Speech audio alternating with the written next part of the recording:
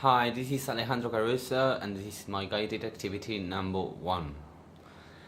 Have you got a Facebook account? If so, how often do you check it? I do have a Facebook account. I do check it daily. And the main reason I do that is because it's the only way I have to stay in contact with all my friends around the world. I remember when I first moved to Spain, it was around 10 years, 11 years ago. And we used to have Fotolog.com, I remember, back then. And it was all about having to upload one picture and one small paragraph or one small sentence below it. And I remember that was the boom of my 20s. Well, yeah, when I was a teenager, I used to use it a lot.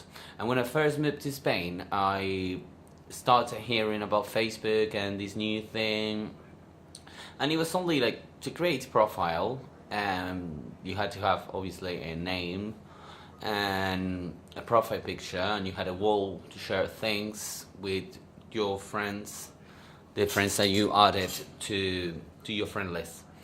And it wasn't as big as it got now. It was a normal thing, just pictures. You could write more, you could share more maybe. Then it started growing a lot more. I mean, it started having apps, games, and everything. I mean, even if you wanna read the news, you can read them on Facebook nowadays. If you wanna know what's the latest single of your favorite artist, you will check the profile. For example, if you like Lady Gaga and you want to know the latest news about her, nowadays you have to go to her Facebook page. You don't go to ladygaga.com, you go to Facebook. Facebook has gotten so big that everything, all the information most of the people around the world gets daily, it's through it. I mean, if it's snowing a lot in England, you will know it because you will see all your friends on Facebook uploading pictures about how bad it is snowing in there. If someone got killed in your neighborhood, you might find it there because you have your local newspaper's fan page on your newsfeed daily giving you information. I think one of the best and worst things about Facebook is the over information that could be as worse as misinformation. Everything on its accurate, on its proper measure, it's good, but when it gets on top of that, and it gets heavier, it gets more complex. And I think Facebook got out of their own hands. I think they didn't plan it that way. It just happened that people started going crazy, and they started creating profiles and even fake profiles, and then fan page, and then pages against something. It's gotten really big, so now there's so much information in there.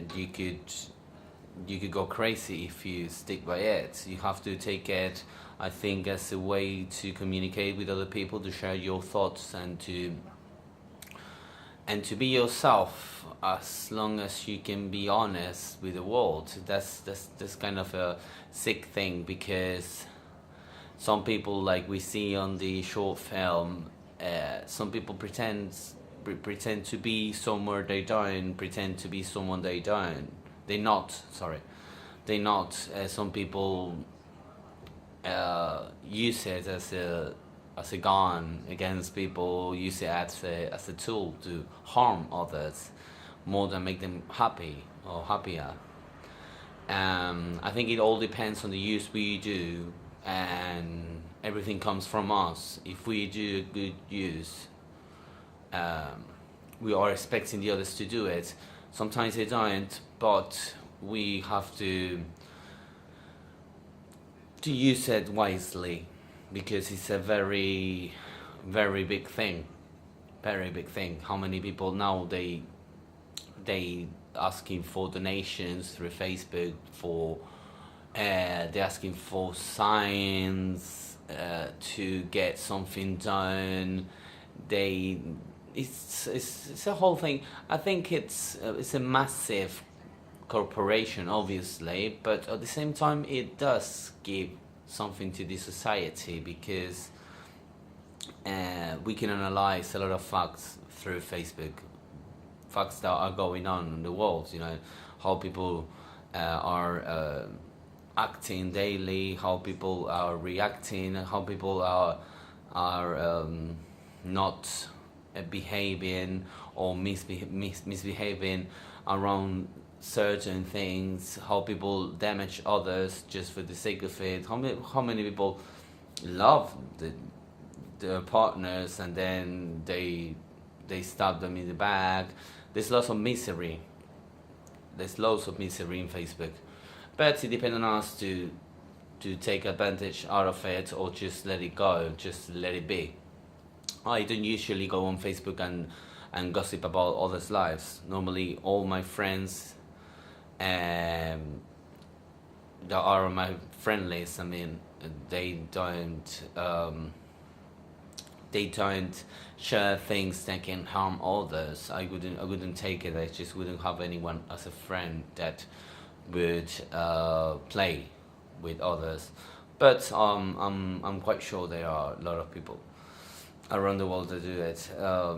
I always think that the best thing is to use it wisely and try to make it a better thing. What are the best and worst things about Facebook? I'll answer that. Have you ever contact? Yes, I did. I did contact an old friend. She's been my classmate for about 5 years in the primary, and I found her randomly in the section like people you may know, and I saw her picture and I recognized her and I added her and she remembered me.